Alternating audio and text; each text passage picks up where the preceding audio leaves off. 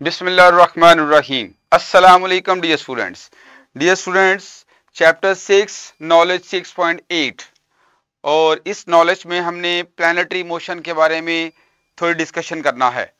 और इसमें जो एसएलओस कवर करेंगे उसमें पहला एसएलओ है define and calculate average orbital speed.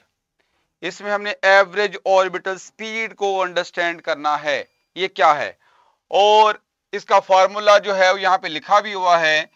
हम इस फार्मूले को अंडरस्टैंड करेंगे जो कि लिखा हुआ है 2πr ओवर कैपिटल टी। एक तो इस फार्मूले की अंडरस्टैंडिंग करेंगे और साथ ही इसका इस्तेमाल करते हुए हम न्यूमेरिकल प्रॉब्लम सॉल्व करने के हवाले से भी डिस्कशन करेंगे। तो ये हमारा पहला एसएलओ है जिसमें ऑर्बिटल स्पीड की अंडरस्टैंडिंग होगी और इसी के फार्मूले को यूज करते हुए न्यूमेरिकल प्रॉब्लम का सॉल्यूशन डिस्कशन होगी।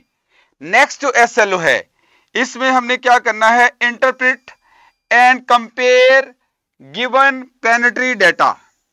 क्या मतलब है कि जो प्लैनेट्स का डेटा है कुछ स्पेसिफिक उसके पैरामीटर्स हैं, जैसे ऑर्बिटल डिस्टेंस है, ऑर्बिटल पीरियड है, डेंसिटी है, सरफेस टेम्परेचर है और यूनिफॉर्म ग्रेविटेशनल फील्ड स्ट्रेंथ है।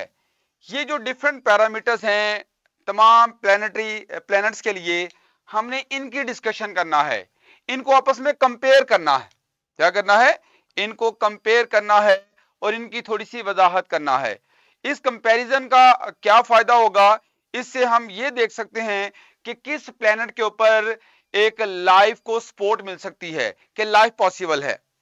तो इन बातों को सीखने के लिए हम स्टार्ट करते हैं। सबसे पहले स्टार क्या होता है बेटा, आप लोगों को पता है स्टार क्या है? जी बेटा मोहम्मद, स्टार क्या चीज है? स्टार बेसिकली एक सेलेस्टियल मैसिव बॉडी है जो कि हॉट गैसेस से मिलकर बना होता है। किससे? हॉट गैसेस से, जैसे कि मोस्टली हाइड्रोजन और हीलियम है, जैसे कि सन है। इसकी बेस्ट एग्जांपल क्या है? सन। तो सन हमारा स्टार है। एक तो पहली बात ये हो गई। दूसरा क्या इसमें यूनिकनेस है कि ये अपनी लाइट को एमिट करते हैं, लाइट को एमिट करते हैं। इनके अंदर एक रिएक्शन होता है जिसे न्यूक्लियर फ्यूजन रिएक्शन कहते हैं। वो बेटा भी आप लोगों ने पढ़ा नहीं है, बस अभी आप इतना याद रखो कि ये न्यूक्लियर रिएक्शन हैं। दो लाइट न्यूक्लियस आपस में मर्ज होते हैं और वहां पे एक थोड़ा सा हैवी न्यूक्लियस बनता है और इस प्रोसेस के दौरान एक लॉट ऑफ एनर्जी रिलीज होती है, बहुत ज्यादा एनर्जी रिलीज होती है और उस वही एनर्जी लाइट और हीट की फॉर्म में एमिट होती है। किसकी फॉर्म में? लाइट और हीट की फॉर्म में एमिट होगी। तो ये बेसिकली जो स्टार होते हैं ये ऐसी बॉडीज हैं जो लाइट को एमिट भी करते हैं और साथ हीट भी एमिशन करते हैं। तो ये इनकी अपनी प्रॉपर्टी है और that is due to nuclear fusion reaction. किसकी वजह से है? Nuclear fusion reaction. इसके बाद प्लैनेट्स की बात करते हैं। प्लैनेट्स भी हमारी सेलेस्टियल बॉडीज ही हैं, लेकिन ये स्टार के अबाउट रिवॉल्व करते हैं। किन के अबाउट घूमते हैं? स्टार के अबाउट। जैसे सन है, सन हमारा स्टार है, तो ये प्लैनेट सन के अबाउट घूमेंगे। इसमें एग्जांपल्स क्या है? हमारे पास अर्थ है, मार्स है, जुपिटर है, इसके अलावा भी हमारे पास टोटल जो है वो 9 प्लैनेट्स हैं। अच्छा, इनकी प्रॉपर्टी एक देखें और कि it does not emit its own light. ये अपनी लाइट एमिट नहीं करते बल्कि सन की लाइट को रिफ्लेक्ट करते हैं। किसको रिफ्लेक्ट करते हैं? सन की लाइट की रिफ्लेक्शन की वजह से हमें ये नजर आते हैं। तो ये अपनी किसी किस्म की कोई लाइट एमिट नहीं करते। इसका मतलब है इनके अंदर कोई न्यूक्लियर फ्यूजन रिएक्शन नहीं है। तो ये बात भी हो गई। नेक्स्ट हमारा जो पॉइंट है वो है सैटेलाइट। सैटेलाइट भी बेसिकली क्या है? ये भी सेलेस्टियल ऑब्जेक्ट्स ही हैं। ये भी क्या है? सेलेस्टियल ऑब्जेक्ट्स ही हैं, लेकिन ये प्लैनेट्स के अबाउट रिवॉल्व करते हैं। किन के अबाउट? प्लैनेट्स के अबाउट रिवॉल्व करते हैं। और ये नेचुरल भी होते हैं और आर्टिफिशियल भी होते हैं। नेचुरल का मतलब नेचर ने कुछ ऐसे सैटेलाइट है जो प्लैनेट्स के अराउंड रिवॉल्व कर रहे हैं, उनमें इंसानों का कोई अमल दखल नहीं। लेकिन इंसान खुद भी क्या कर सकते हैं? सैटेलाइट बना के अर्थ के अबाउट क्या कर सकते हैं, रिवॉल्व कर सकते हैं। उन्हें आप आर्टिफिशियल सैटेलाइट्स का नाम देते हो। ठीक हो गया। Man made satellites are artificial satellites, और moon is a natural satellite. Moon क्या है, ये एक नेचुरल सैटेलाइट है। इसकी एग्जांपल्स भी आ गई, एक तो मून की आ गई जो कि हमारा नेचुरल सैटेलाइट है, और दूसरा जीपीएस सैटेलाइट सिस्टम होता है, ग्लोबल पोजीशनिंग सैटेलाइट सिस्टम है। ये तकरीबन 24 सैटेलाइट होते हैं जो अर्थ के ऊपर लोकेशन को मेजर करने के लिए इस्तेमाल किए जाते हैं। किसको मेजर करने के लिए, लोकेशन। इसके अलावा जियो स्टेशनरी सैटेलाइट भी होते हैं जो कम्युनिकेशन पर्पस के लिए इस्तेमाल किए जाते हैं। वो टोटल 3 होते हैं जो पूरी ग्लोबल टीवी ट्रांसमिशन को कवर कर लेते हैं। और भी उसके मकासद हैं, लेकिन फिलहाल आप इतना याद रखो कि आर्टिफिशियल सैटेलाइट्स में 2 तरह की कैटेगरी याद रखनी है आपने। एक जीपीएस सिस्टम हो गया और दूसरा जियो स्टेशनरी सैटेलाइट्स। उनकी डिटेल आपकी बुक में नहीं है ज्यादा। अच्छा, नेक्स्ट जो है, ये थोड़ी आपको फिगर में ये चीज नजर आ जाएंगी कि हमारे पास ये जो सन हो गया और सन के अबाउट ये डिफरेंट प्लैनेट्स रिवॉल्व कर रहे हैं। जो क्लोज तरीन प्लैनेट है वो कौन से, मरकरी, और जो दूर फार पार्ट है वो प्लूटो है। ठीक हो गया। इसके अलावा अर्थ के अराउंड आप देख रहे हो कि मून रिवॉल्व कर रहा है, तो मून यहां पे क्या है, नेचुरल सैटेलाइट है। ये क्या है, नेचुरल सैटेलाइट है। अच्छा, ये तो एक सोलर सिस्टम की फिगर आपको दिखा दी ताकि आपको आइडिया हो जाए कि यहाँ पे सोलर सिस्टम में प्लैनेट्स जो है वो किस तरह से रिवॉल्व कर रहे हैं, और उनमें क्लोज तरीन कौन सा है और दूर तरीन कौन सा है, ये आपने देख लिया। अब हम आते हैं यहाँ पे कि ये प्लैनेटरी मोशन होती कैसे है, प्लैनेट्स कैसे रिवॉल्व करते हैं अराउंड द सन। बेटा, सन चूंकि ये भी एक मैसिव ऑब्जेक्ट है, क्या है, एक हैवी मैसिव ऑब्जेक्ट है, तो जो चीज भी मैस रखेगी लाजमी उसकी ग्रेविटी होगी। उसकी क्या होगी, वो दूसरी चीजों के ऊपर ग्रेविटेशनल फोर्स एक्सर्ट करेगा। तो सन भी क्या कर रहा है, अदर प्लैनेट्स के ऊपर, जितने भी प्लैनेट्स हैं यहां पे, उनके ऊपर अपनी ग्रेविटेशनल फोर्स लगा रहा है, ग्रेविटी एक्सर्ट कर रहा है, और उस ग्रेविटी की वजह से ये सारे के सारे जो प्लैनेट्स हैं ये सन के अबाउट रिवॉल्व करते हैं ऑन अ सर्कुलर पाथ। किसके ऊपर, सर्कुलर पाथ के ऊपर रिवॉल्व करते हैं, नियरली सर्कुलर पाथ कह ले। और इन पाथ को आप ऑर्बिट्स का नाम देते हो। क्या नाम देते हो, ऑर्बिट्स का नाम देते हो।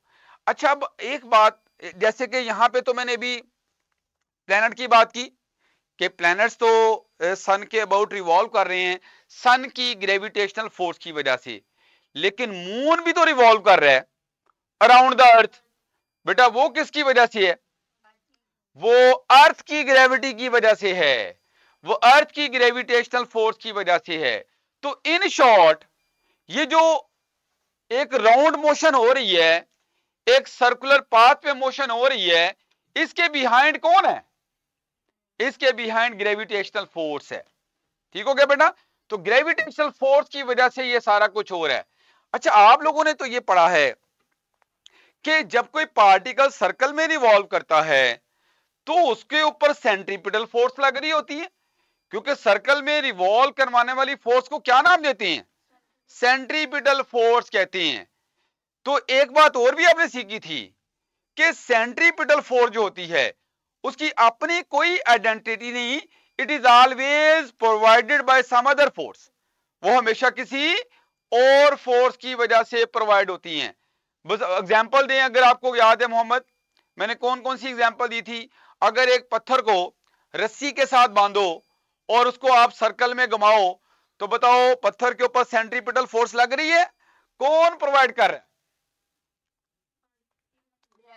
नहीं, tension in the string, string के अंदर टेंशन जो है that provides the necessary centripetal force.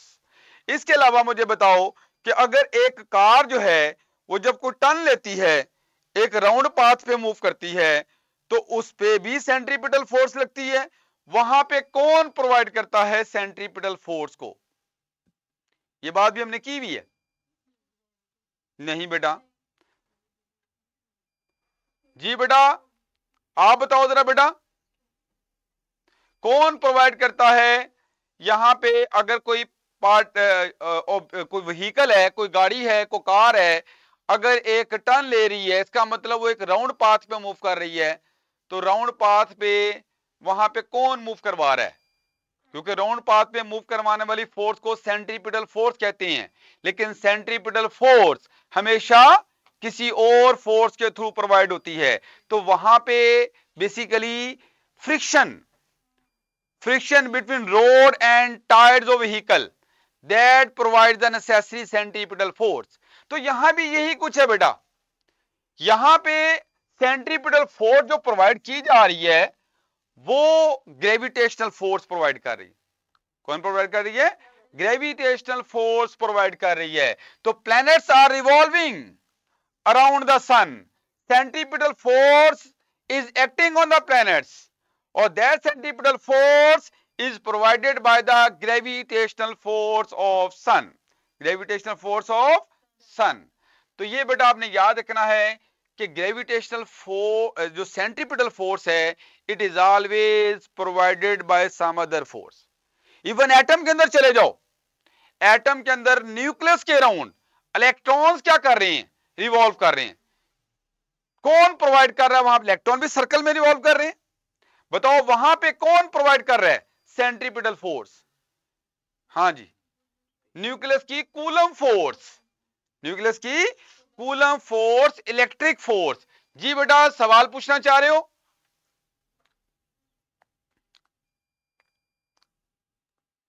समझ नहीं आई। कौन सी बात बेटा? Centripetal force.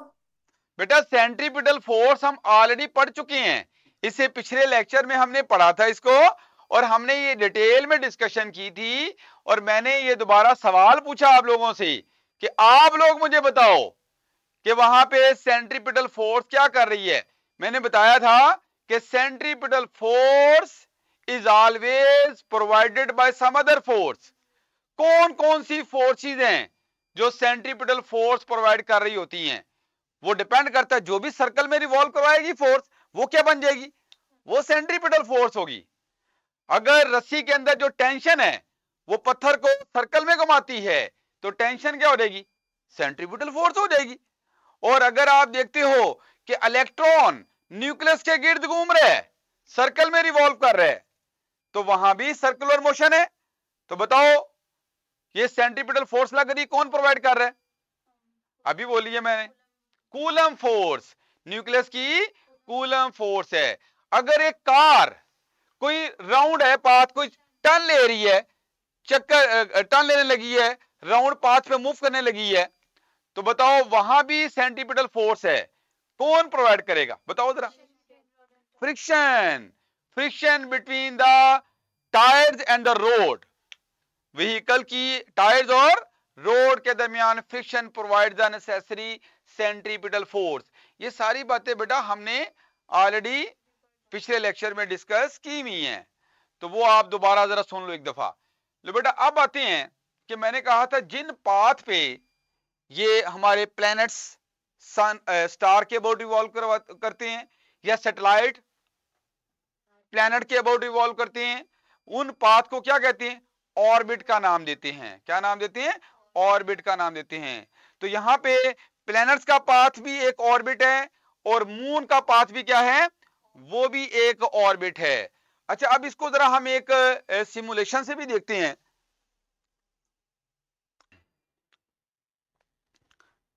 जी बेटा जरा देखें, यहां पे ये सिलेक्शन की है मैंने। सबसे पहले ऊपर एक रो बनी हुई है, इसमें हमारे पास ये सन और अर्थ है, ठीक है। ये यहां पे आपको नजर आ रहा है, ये अर्थ है और ये सन है।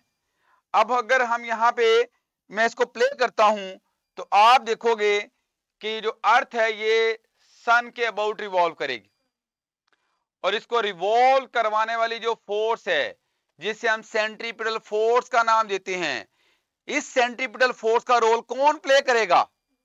Gravitational force of sun, gravity of सन।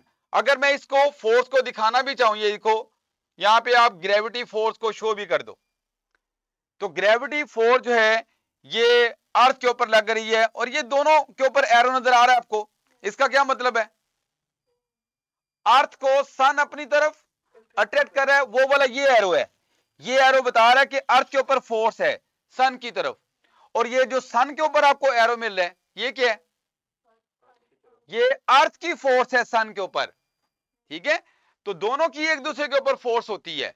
ये हमने लास्ट टाइम पिछले लेक्चर्स में डिस्कस किया हुआ है कि कोई सी भी दो मैसेज ले लो, कहीं भी दो मैसेज लोगे, एक मैच अगर दूसरी मैच के ऊपर ग्रेविटेशनल फोर्स लगाएगी तो दूसरी वाली पहले वाली के ऊपर ग्रेविटेशनल फोर्स एक्सर्ट करेगी। अच्छा, इसमें अगर आप देखो वेलोसिटी को भी शो कर लेते हैं। वेलोसिटी सर्कल में सीधी जाना चाह रही है, टेंजेंट के लॉन्ग स्ट्रेट पाथ पे होना चाह रही है, लेकिन ये जो ग्रेविटेशनल फोर्स है ये वेलोसिटी की डायरेक्शन को मुसलसल क्या कर रही है? चेंज कर रही है।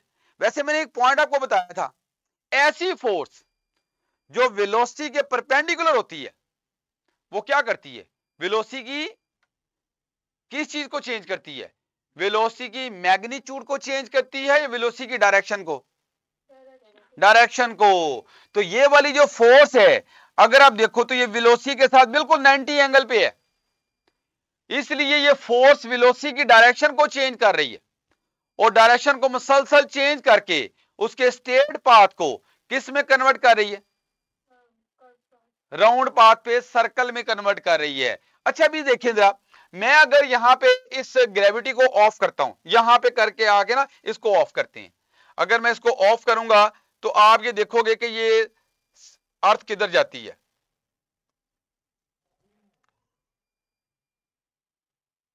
किधर गई है? ये बिल्कुल स्ट्रेट पाथ पे चली गई है, यानी जो अर्थ है वो बिल्कुल स्ट्रेट पाथ पे जाना चाह रही है, लेकिन ये जो ग्रेविटेशनल फोर्स है ये इसके स्ट्रेट पाथ को क्या कर रही है?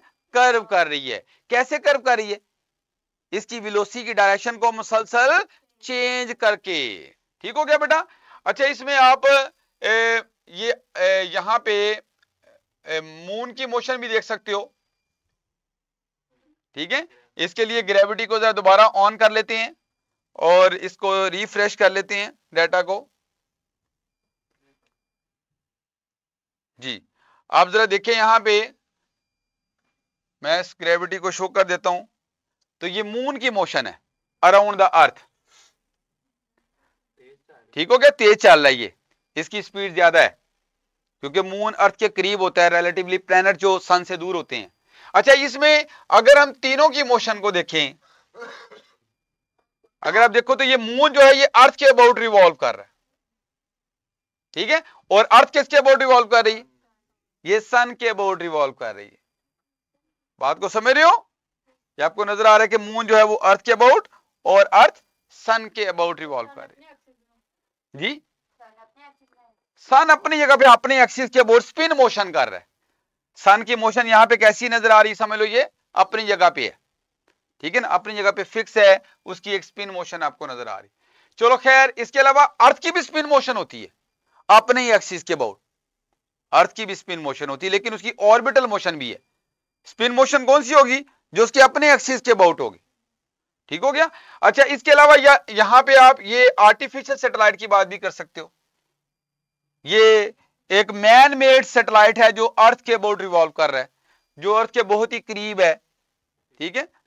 हाँ, ज्यादा तेज कर रहा है ये जी, हाँ जी, ये बहुत क्लोज है। वैसे सैटेलाइट भी बेसिकली याद रखो, ये दो तरह के मैंने भी नाम लिए। एक जीपीएस सिस्टम है जो तकरीबन 400 किलोमीटर हाइट के ऊपर रिवॉल्व करवाए जाते हैं, और एक होते हैं जियो स्टेशनरी सैटेलाइट, वो तकरीबन 36,000 किलोमीटर हाइट पे होते हैं। कितने होते हैं? 36,000 किलोमीटर हाइट पे होते हैं। खैर बेटा, ये आपने जो है इन चीजों को देख लिया कि यहां पे। अब हम आते हैं वापस अपनी टॉपिक की तरफ। हमने ये बातें अंडरस्टैंड कर ली, अब आते हैं ऑर्बिटल स्पीड पे। जिस स्पीड के साथ ये प्लैनेट जो स्टार के अबाउट, सन के अबाउट रिवॉल्व कर रहे हैं, या फिर जो सैटेलाइट है वो प्लैनेट के अबाउट रिवॉल्व कर रहे हैं, उस स्पीड को क्या कहते हैं? ऑर्बिटल स्पीड का नाम दिया जाता है। It is called orbital speed. और अगर सिर्फ यहां पे ग्रेविटेशनल फोर्स लग रही होगी तो ये ऑर्बिटल स्पीड टाइम के साथ चेंज नहीं होगी। अगर यहां पे ग्रेविटेशनल फोर्स है तो फिर क्या है? यहाँ पे ये स्पीड तब्दील नहीं होती, वेलोसिटी की डायरेक्शन तब्दील हो रही होती है। खैर, अब इस ऑर्बिटल स्पीड की एवरेज वैल्यू अगर निकालना हो तो एवरेज ऑर्बिटल स्पीड को कैसे कैलकुलेट किया जा सकता है? बेटा उसके लिए स्पीड का फॉर्मूला जरा देखें, वो होता है डिस्टेंस ओवर टाइम। ऐसे बेटा डिस्टेंस ओवर टाइम लिखते हैं। अब चूंकि मैंने यहां पे एवरेज वैल्यू निकालनी है एक पूरे चक्कर के लिए, तो पूरे चक्कर में जो टोटल डिस्टेंस कवर किया जाता है मैं पहले उसको देखूंगा। बताओ, अगर फर्ज करें कि ये हमारे पास सन है, ठीक है, और इसके अराउंड ये अर्थ अगर रिवॉल्व कर रही है, अगर ये ए पॉइंट से चली है और वापस ए पे आ गई है, तो ये इसका पूरा एक चक्कर होगा। तो बताओ इस पूरे चक्कर में जो डिस्टेंस कवर्ड होगा वो क्या होगा? उसे क्या कहते हैं, कभी सुना है आपने? अगर ये डिस्टेंस कवर देखो तो ये सर्कल की टोटल लेंथ नहीं होगी। ए से चल के वापस ए पे आ जाएं तो इसका मतलब पूरे पाथ की लेंथ है, पूरे पाथ, सर्कुलर पाथ की लेंथ। और सर्कल की जो टोटल लेंथ है उसे सरकमफ्रेंस कहते हैं। क्या कहते हैं? सुना कभी पहले? सरकमफ्रेंस। और ये इसकी वैल्यू होती है 2 पाई आर। इसकी वैल्यू क्या लिखते हैं? 2 पाई आर। पाई का पता ना, पाई होता 3.14 या 22/7 लिखते हो आप उसको। और आर यहां पे भी आपको बता देते हैं, इसको कहते हैं orbital radius. It is called orbital radius. Orbital radius होगा क्या? It is the distance of the planet, planet कह लो या ऑर्बिटिंग ऑब्जेक्ट कह लो। क्या कह लो? Orbiting object from the centre of the central object, from the centre of the central object. हमारा सेंट्रल ऑब्जेक्ट यहां पे कौन सा है? सन है। यहां पे क्या है? सन, जो मैंने फिगर बनाई है। तो इस फिगर में आपने अर्थ का डिस्टेंस देखना है या किसी भी प्लैनेट का डिस्टेंस देखना है from the centre of the earth. इसे कहते हैं orbital radius. It is called orbital radius, और इसे यहां पे आर से जाहिर किया है। अच्छा, स्मॉल टी यहां पे जो है, इसे अब मैं किसके बराबर लूंगा? अगर ये पूरा चक्कर लग गया तो पूरा चक्कर लगने में जो टाइम लगता है उसे टाइम पीरियड कहा जाता है। क्या कहा जाता है? Time to complete one revolution. एक पूरा चक्कर लगने में जो पूरा टाइम लगा उसे क्या कहते हैं? Time period. और उसे कैपिटल टी से जाहिर किया जाएगा। किससे जाहिर किया जाएगा? कैपिटल टी से। इस तरह से इस फार्मूले के अकॉर्डिंगली एस की जगह पे हमारा क्या आ जाएगा? 2 पाई आर आ जाएगा, और स्मॉल टी की जगह पे कैपिटल टी लिख देंगे और फार्मूला बनेगा 2 pi R over capital T. तो इसमें ये मैंने थोड़ा नीचे एक्सप्लेन भी कर दिया है कि आर क्या है? It is the orbital, it is the radius of the orbit, radius of the orbit. और इसकी वजाहत थोड़ी आगे आपको नजर भी आ रही है। The distance from the centre of the large object, large object हमारा कौन सा है? सन है, टू द ऑर्बिटिंग ऑब्जेक्ट। और इस केस में ऑर्बिटिंग ऑब्जेक्ट क्या होगा? कोई प्लैनेट होगा। और नॉर्मली तो हम तो अर्थ की बात करते हैं, तो वो अर्थ कंसिडर कर लो इसको। और कैपिटल टी यहां पे ऑर्बिटल टाइम पीरियड है।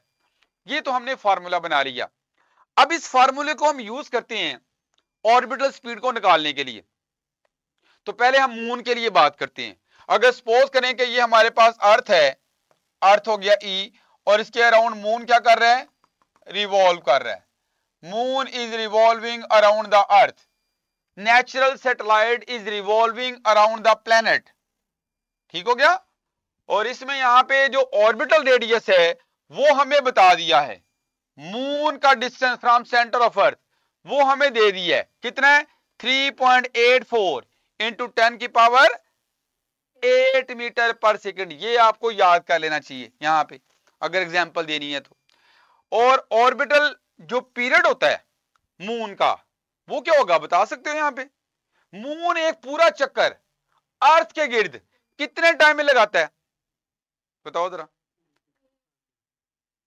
मून एक पूरा चक्कर अर्थ के गिर्द कितने टाइम में लगाता है? 27.3 डेज में, 27.3 दिनों में। कितने हैं? 27.3 दिन। 27.3 डेज, पूरा महीना 30 डेज नहीं होते, 27.3 डेज में ये पूरा चक्कर लगाता है। इसका ऑर्बिटल पीरियड 27.3 डेज है। लेकिन चूंकि हमने जब ये फार्मूला लगाना है ऑर्बिटल स्पीड का 2 pi are divided by T, तो टाइम को हम यहां पे सेकंड में निकाल लेंगे। किसमें? सेकंड में। तो सेकंड में कन्वर्ट कैसे करेंगे बेटा? आपको पता है कि ये जो दिन है, डेज, इसको पहले बनाओगे घंटे। तो घंटों में बनाने के लिए आपको पता होना चाहिए कि जो एक दिन है उसमें कितने घंटे होते हैं? 24 घंटे होते हैं, 24 आवर्स। तो हम क्या करेंगे, डेज की जगह पे 24 आवर्स लिख देंगे और फिर एक घंटे में घंटों को चेंज करेंगे। किसमें? सेकंड में। एक घंटे में कितने सेकंड होते हैं? 3600 सेकंड। 3600 सेकंड होते हैं। ये कैसे पता चला? एक घंटे में हमारे पास 60 मिनट होते हैं। एक घंटे में 60 मिनट होते हैं और एक मिनट में हमारे पास 60 सेकंड होते हैं। एक मिनट में 60 सेकंड। तो मिनट की जगह पे 60 सेकंड लिख दिया।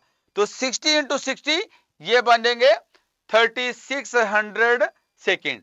तो यहां पे आप देख रहे हो कि ये जो दिन है इनको पहले घंटों में कन्वर्ट करने के लिए 24 से मल्टीप्लाई किया और फिर घंटों को सेकंड में कन्वर्ट करने के लिए एक घंटे की जगह पे क्या लिख दिया? 3600 सेकंड, 3600 सेकंड लिख दिया। अब ये सारे के सारे जो तीन फैक्टर बने हैं, इन तीनों को आपस में क्या कर देंगे? मल्टीप्लाई कर देंगे और ये बनेगा आपके पास 2.36 इंटू 10 की पावर 6 सेकेंड। ये हमने निकाल लिया ऑर्बिटल टाइम पीरियड। क्या निकाल लिया? ये किसका निकाला है? मून का। ठीक हो गया। तो अब यहां पे हम आते हैं, फार्मूला लगाएंगे। ये वाला फार्मूला 2 एज इट इज आ गया और पाई भी साथ ही लिख दिया और आर की जगह पे ये जो ऑर्बिटल रेडियस गिवन है इसको पुट कर दिया। ठीक है। और कैपिटल टी की जगह पे आप इस वैल्यू को पुट करोगे नीचे, 2.36 इंटू 10 की पावर 6 सेकेंड। अब इसको सॉल्व करेंगे तो ये वैल्यू हमारे पास ये नजर आ रही है आपको, 1.022 इंटू 10 की पावर 3 मीटर पर सेकेंड। अच्छा, ये जो 10 की पावर 3 है इसे आपने पहले दूसरे चैप्टर में पढ़ा होगा। ये 10 की पावर 3 इसको किलो कहा जा सकता है। 1000 है ना, प्रीफिक्स याद है, प्रीफिक्सेस। तो ये हमारे पास किलो के बराबर है। तो अगर मैं किलो में लिखना चाहूं तो ये क्या बनेगा? 1.022 किलोमीटर पर सेकेंड। किलोमीटर। ये अब आप याद रख सकते हो अपने इल्म के लिए, अपनी इंफॉर्मेशन के लिए, के नॉलेज के लिए, कि मून जो है उसकी जो ऑर्बिटल स्पीड है वो 1.022 किलोमीटर पर सेकेंड होती है। 1.022 किलोमीटर पर सेकेंड होती है। और अर्थ जो है, अर्थ सन के अबाउट रिवॉल्व कर रही है। अब अर्थ की ऑर्बिटल स्पीड भी निकाली जा सकती है। अगर आपको अर्थ का ऑर्बिटल रेडियस दे दिया जाए और अर्थ का ऑर्बिटल रेडियस दे दिया जाए तो आप आसानी से ये काम कर सकते हो। आप मुझे बता सकते हो कि अर्थ का टाइम पीरियड क्या होता है सन के गिर्द घूमने का? क्या लोगे अर्थ का टाइम पीरियड? अर्थ अपना एक चक्कर सन के गिर्द लगाती है, कितनी देर में लगाती है? जी मेरा बेटा, एक साल में 365 दिन में। हाँ जी, जमीन अपने सन के गिर्द जो चक्कर लगाती है ना, ऑर्बिटल मोशन पूरा करती है, वो 365 दिन में करती है। हाँ, अर्थ अपने गिर्द भी चक्कर लगाती है, स्पिन मोशन भी होती है उसकी, वो 24 घंटे में होती है। वो किस में होती है? 24 घंटों में। अर्थ का जो स्पिन टाइम पीरियड है कौन सा? अर्थ के दो तरह के टाइम पीरियड हो गए। कौन कौन से? एक स्पिन टाइम पीरियड और एक ऑर्बिटल टाइम पीरियड। बताओ ऑर्बिटल मोशन किसके गिर्द हो रही है? सन के गिर्द। और स्पिन मोशन उसके अपने ही एक्सिस के गिर्द, जो उसकी बॉडी के अंदर एक्सिस होगा। ठीक हो गया। तो स्पिन टाइम पीरियड 24 घंटे है और दूसरा कौन सा है? Orbital time period. वो कितना होता है? 365 डेज। तो अगर वो जो डाटा मैंने आपको बोला उसका यूज किया जाए तो अर्थ की जो ऑर्बिटल स्पीड है, ये स्पिन स्पीड नहीं है, ये कौन सी है? Orbital speed. ये तकरीबन 30 किलोमीटर पर सेकेंड आती। कितनी है? 30 किलोमीटर पर सेकेंड। तो ये बेटा आपने अब याद रखना है। एक मून वाली एग्जांपल भी दे दी और साथ मैंने अर्थ की जो ऑर्बिटल स्पीड है वो भी आपको बता दी। वैसे तो मैंने टेबल भी यहां पे बना दी है, डिफरेंट प्लैनेट्स की जो ऑर्बिटल स्पीड है वो यहां पे लिख दी है। ठीक हो गया। एक चीज नोट करो, मरकरी जो है वो सन के ज्यादा करीब है, उसकी ऑर्बिटल स्पीड सबसे ज्यादा है, और जो नेपच्यून है या प्लूटो है वो सबसे दूर है, उसकी ऑर्बिटल स्पीड सबसे कम है। तो यहां से फिर क्या आप समझ रहे हो कि जैसे जैसे सन से दूर जा रहे हैं, जो प्लेनेट दूर होगा सन से उसकी ऑर्बिटल स्पीड कम होगी, जो करीब होगा उसकी ऑर्बिटल स्पीड ज्यादा होगी। उसकी रीजन क्या है? अगर आपसे एक दो लाइनों में पूछा जाए तो उसकी रीजन क्या दोगे? बेटा आप मुझे बताओ, जो प्लेनेट अर्थ के करीब होगा उस पे अर्थ की जो ग्रेविटेशनल फोर्स है वो भी क्या होगी? स्ट्रांग होगी, स्ट्रांग होगी। ग्रेविटेशन फील्ड स्ट्रेंथ ज्यादा होगी तो ग्रेविटेशनल फोर्स भी ज्यादा स्ट्रांग होगी। ये बातें हमने पहले की हुई हैं कि डिस्टेंस जैसा आप अगर अर्थ से दूर जाते जाओगे तो अर्थ की जो ग्रेविटेशनल फोर्स है वो क्या होती है? कम होती चली जाती है। ऐसे ही सन की जो ग्रेविटेशनल फोर्स है वो भी, जो प्लेनेट दूर होगा उसके ऊपर फोर्स की वैल्यू कम होगी, जो करीब होगा उस पर फोर्स की वैल्यू ज्यादा। एक तो ग्रेविटेशनल फोर्स भी स्ट्रांग हो गई, ठीक है। वैसे तो उस प्लेनेट की मैस भी बीच में रोल प्ले करती है, जो जिस प्लेनेट को हम अंडर ऑब्जर्वेशन ले रहे होते हैं। खैर अभी आप डिस्टेंस के लिहाज से बस इस बात को समझ लो कि जो प्लेनेट करीब होगा तो उस पर ग्रेविटेशनल फोर्स अगर ज्यादा है तो जो ग्रेविटेशनल फोर्स है वो एज ए एक्ट करती है सेंट्रीपिटल फोर्स, एक्ट करती है एज ए सेंट्रीपिटल फोर्स। तो सेंट्रीपिटल फोर्स वी स्क्वायर के डायरेक्टली प्रोपोर्शनल है। अगर ग्रेविटेशन फोर्स ज्यादा होगी तो वी भी क्या होगी? ज्यादा होगी। यही वजह है कि जो हमारे पास मरकरी, ये आसान सी जुबान में समझाने की कोशिश कर रहा हूं कि जो मरकरी है चूंकि ये सन के करीब है, ग्रेविटेशनल फोर्स ज्यादा है, तो चूंकि यही gravitational force as a centripetal force काम करती है, और फार्मूले से नजर आ रहा है कि सेंट्रीपिटल फोर्स वी स्क्वायर के प्रोपोर्शनल है। अगर फोर्स ज्यादा तो वी भी ज्यादा, वी भी ज्यादा, तो स्पीड इस वजह से मरकरी की ज्यादा है। लो बेटा, इसके बाद नेक्स्ट जो है ये एक दो एमसीक्यूज लिखे हुए हैं, ये तो आसान से है बिल्कुल, आप ही बता दोगे इसमें। What does the R in the orbital speed equation represent? बताओ। ऑर्बिटल स्पीड के फॉर्मूले में आर क्या ऑर्बिटल रेडियस है, उसे आप ऑर्बिटल रेडियस कहते हो। दूसरी एग्जांपल, दूसरा एमसीक्यू देखो। If A satellite orbits the earth at a radius of 10,000 kilometer and completes an orbit in 5 hours, तो यहां पे एक तो हमें ये ऑर्बिटल रेडियस दे दिया है, कितना है? 10,000 किलोमीटर, ठीक है। और दूसरा हमें ऑर्बिटल टाइम पीरियड भी दे दिया है, वो कितना है? 5 आवर्स। ठीक हो गया बेटा। तो अब आपने क्या करना है? ऑर्बिटल स्पीड निकालनी है। कौन सा फॉर्मूला यूज करेंगे? v is equal to 2 pi R over T. ठीक हो गया।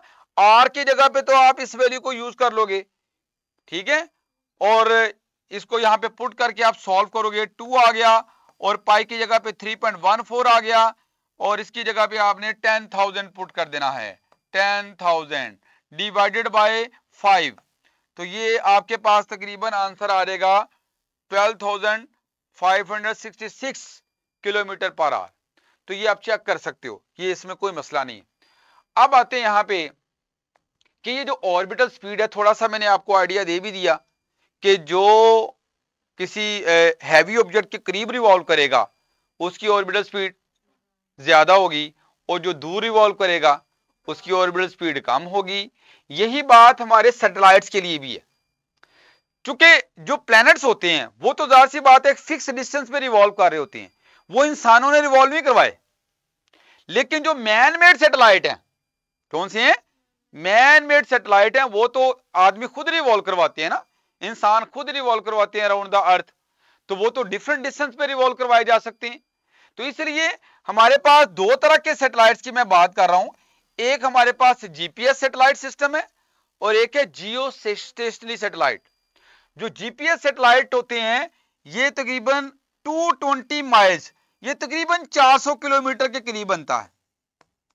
400 किलोमीटर हाइट पे ये रिवॉल्व हो रहे होते हैं, जबकि जो जियो स्टेशनरी सैटेलाइट होते हैं वो आपके तकरीबन 36,000 किलोमीटर, ये माइल्स में लिखा हुआ है ना, मैं इसको किलोमीटर में बता रहा हूं, तकरीबन 36,000 किलोमीटर हाइट पे होते हैं। तो बताओ ऑर्बिटल स्पीड किन की ज्यादा होगी, जीपीएस सैटेलाइट्स की या जियो स्टेशनरी सैटेलाइट्स की?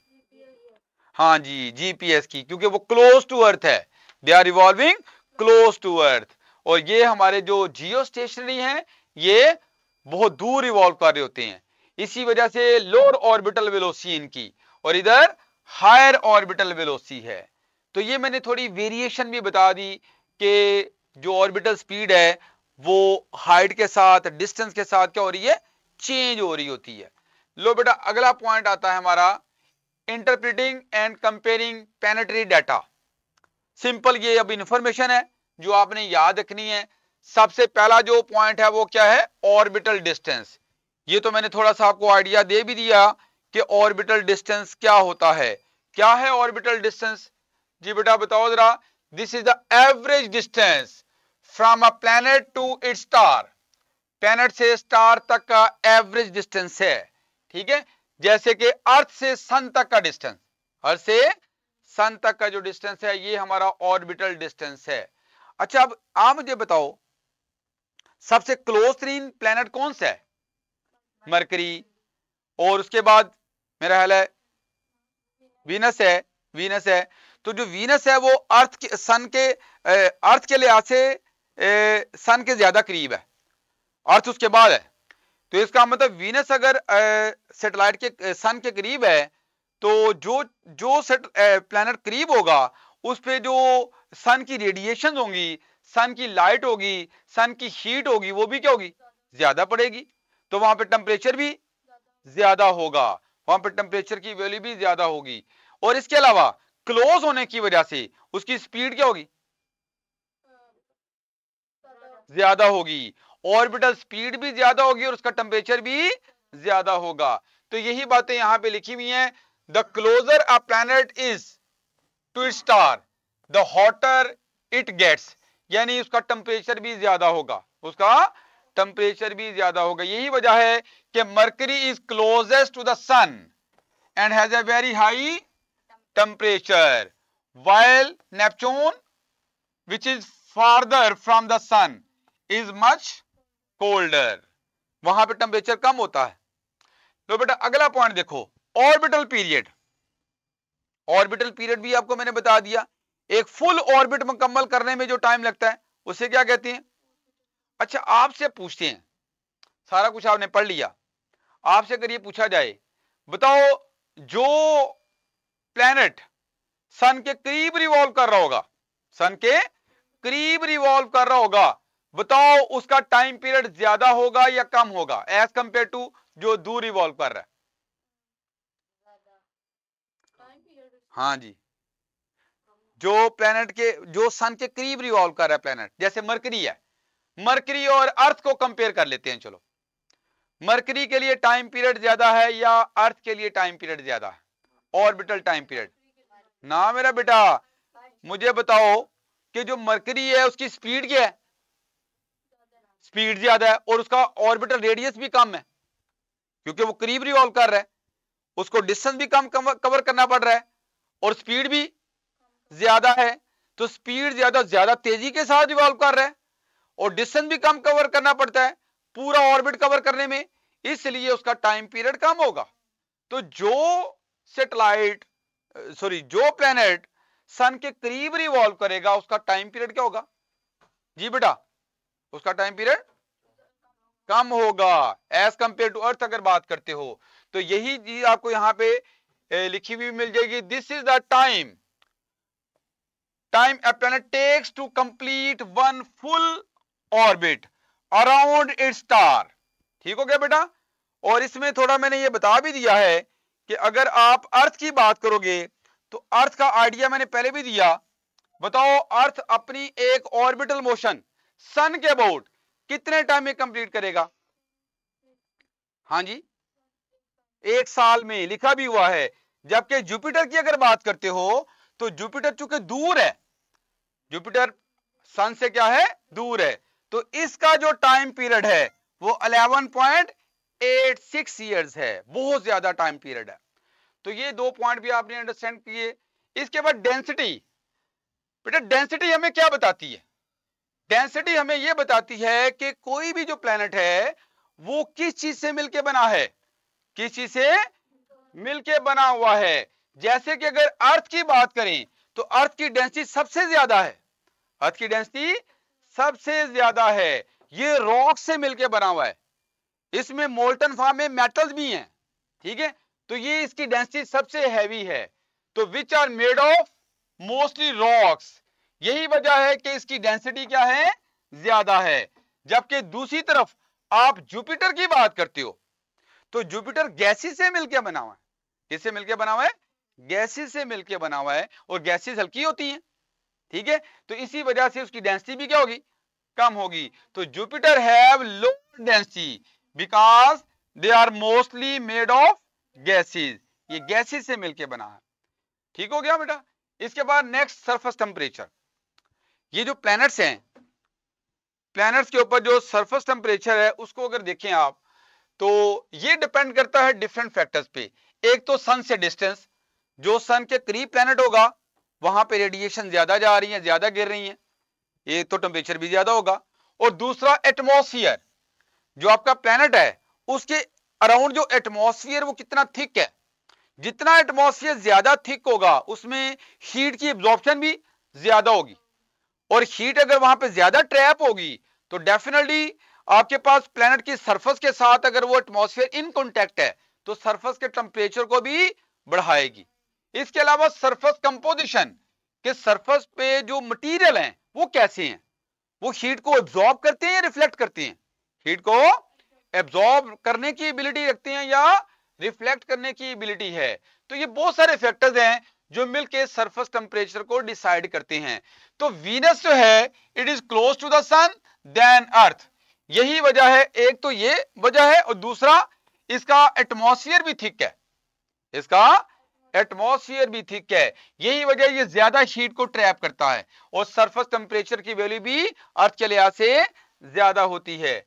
इसके बाद नेक्स्ट पॉइंट है ग्रेविटेशनल फील्ड स्ट्रेंथ।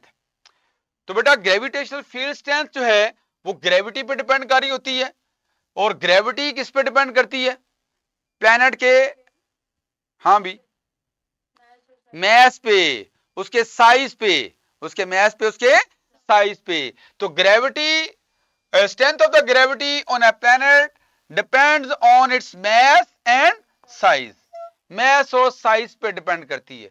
अर्थ की जो ग्रेविटी है वो 9.8 मीटर पर सेकंड स्क्वायर है, और जुपिटर की जो कि मच बिगर है और उसका साइज बड़ा है, उसकी मैस ज्यादा है, उसकी जो ग्रेविटेशनल फील्ड स्ट्रेंथ है वो कितनी है, 23.1 मीटर पर सेकंड स्क्वायर है। ये बेसिकली ग्रेविटेशनल फील्ड स्ट्रेंथ है, क्या है, ग्रेविटेशनल फील्ड स्ट्रेंथ है।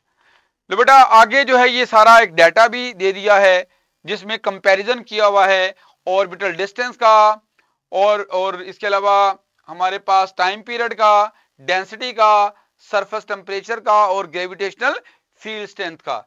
तो इसको आप एक दफा देख लेना। तो ये था बेटा हमारा आज का लेक्चर, बाकी इंशाल्लाह नेक्स्ट टाइम देखेंगे। Thank you very much.